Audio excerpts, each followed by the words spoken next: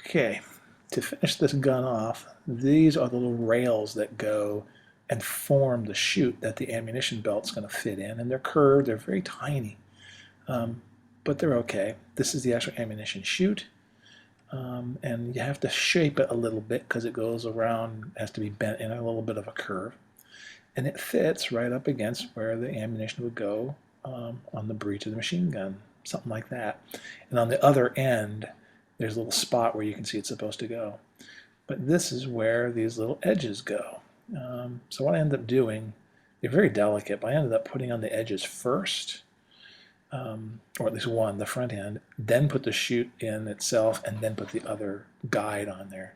I just went ahead and put this on and just delicately glue it and make it as straight as you can. You know, it takes a little dinking around. You have to, it isn't perfect the first time.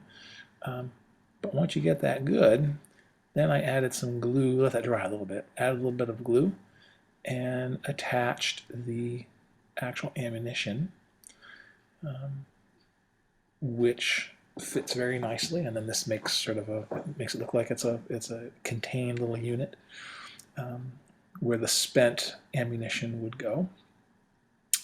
And then I very carefully, after it dried, kind of pulled up the back, the trailing edge, because it sort of swooshed down onto the fuselage.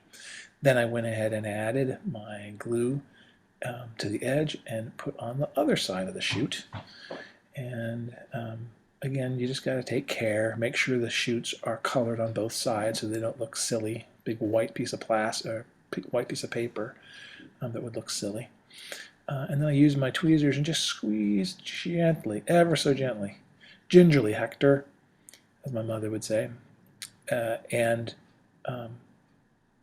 that finishes it. And so here I'm just sticking the, I can't help it, stick the motor on, put the cowling on, and it's all fitting so well. It fits as well as any plastic kit I've ever put together. So it's kind of neat to see it all looking as good as it is. Definitely coming together. But the only thing left on the gun now is to put the barrel tip on, and I'll do that with a piece of stretched sprue. But it's looking really, really nice. Super pleased.